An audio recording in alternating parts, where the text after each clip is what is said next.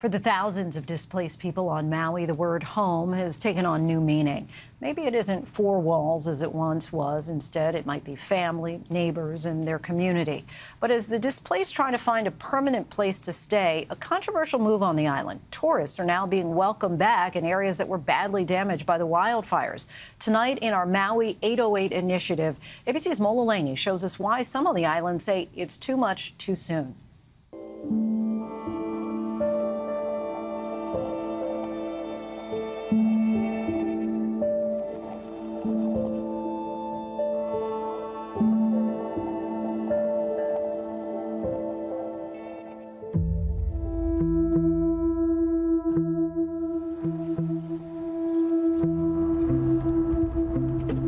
You know, there's that slight sense of despair.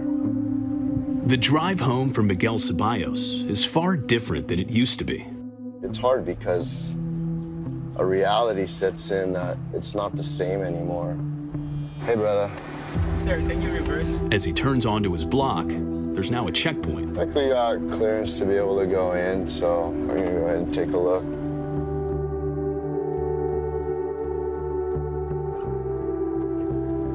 This is our street, Kanyao.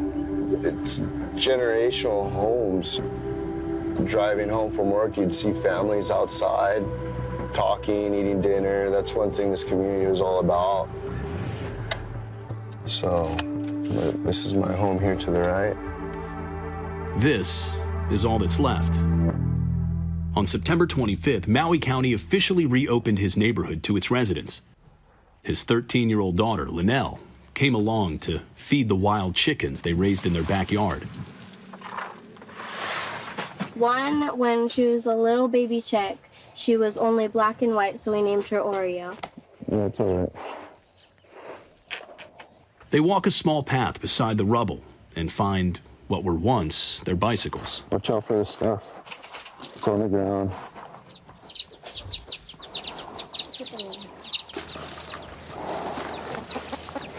I think they recognize you. This is actually Oreo right here. To her surprise, Oreo has a new family. They look like they're only maybe a week old. Less than a week old, I can tell. Too young to know what was once here, the remains of their family home, a constant reminder of what happened here. We had our rooms on this side, and then it'd go up into where we'd have our living room and kitchen. Many of the homes in Lahaina were passed down over generations. Now, as they begin to comprehend their losses and pick up the pieces to their broken lives, the rest of West Maui prepares to reopen to tourists. It's just not right to go back into full force tourism. We're still recovering. Funerals just started and they want us to go back in. Everybody knew most everybody on that list of names that came out. This is what it looks like when your people are put last.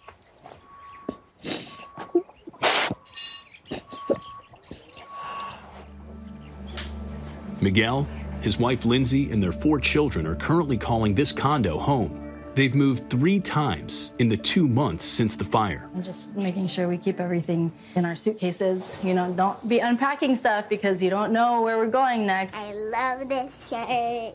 All 4 kids share this one room. Miguelito, for some reason, prefers to sleep on the ground with some blankets and pillows.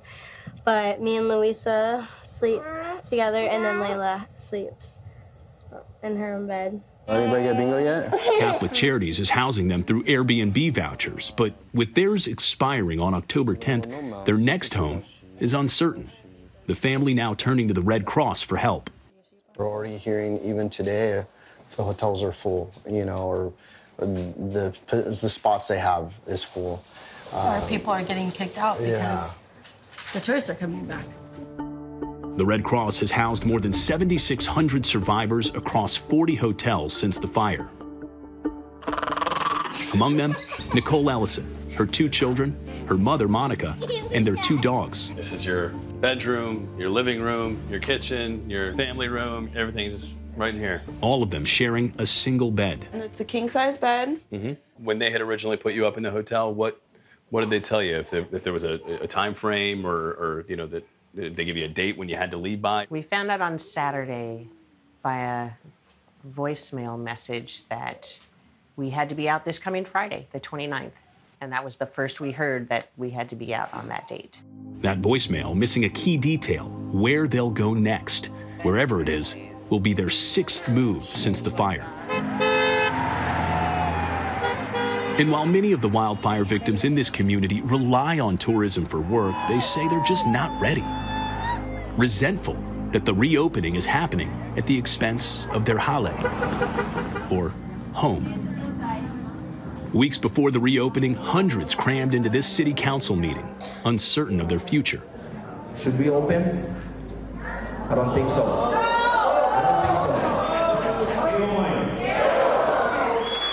Residents like Charles Nahale.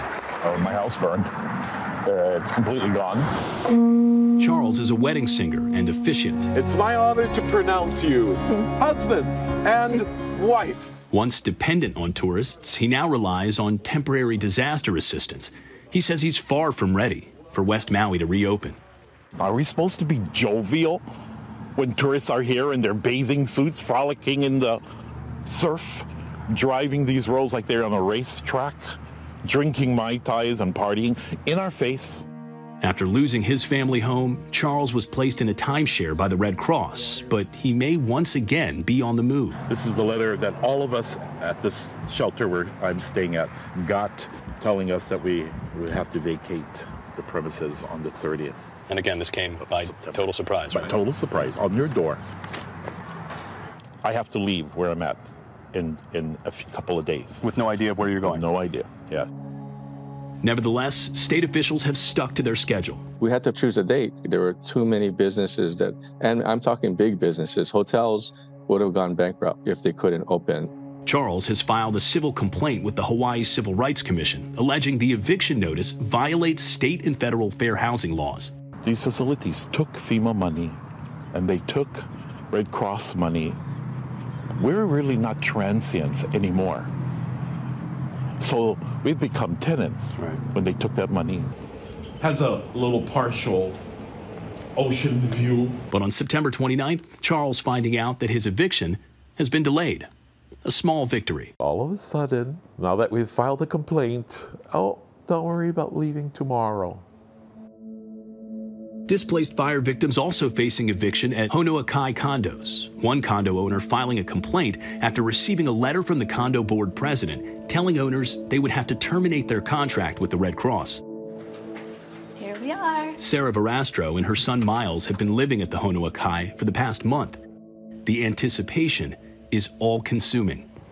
We can't, as much as, oh, we got a notice. We got a notice under the door. Shall we see what it is? It's from... Can you read it for us, Miles? Oh, they're gonna tidy up the place. When the note came under, it's kind of like, is this it? Is this gonna be, you have 3 days to vacate the premise? Sarah moved into their Lahaina home just a week before the fire destroyed it. Here we are.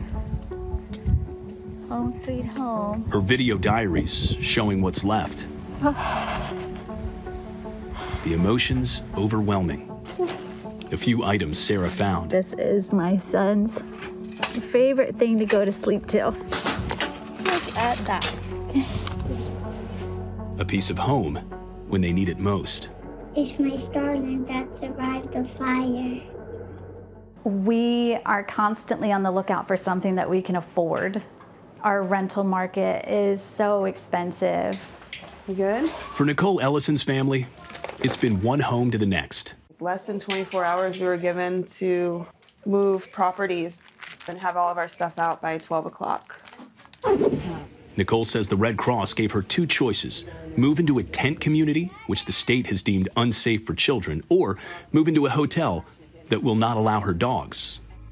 Before the fires, Nicole and her family were living in Kahale Akiola homeless shelter, destroyed in the fire. Just because our housing situation wasn't like most everyone else. doesn't mean that we're not feeling the same things and need the same things.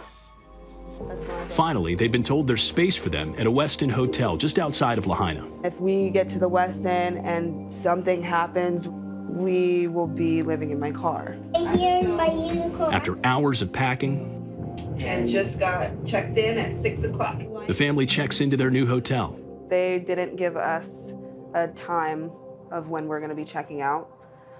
They just gave us our key and we'll be in touch. But a glimmer of joy. And 2 beds. Oh my God. With room on the floor. For many of these displaced Hawaiians, these temporary shelters are as close to something stable as they've had in months. They're like cool. For now, home. Or, as they say around here, hale. Your hale will go wherever you go and be wherever you are. Holly, our thanks to Mola for that. ABC News reached out to the Red Cross. The Red Cross says it's trying to meet each family's particular needs while housing thousands of displaced residents in hotels throughout Maui.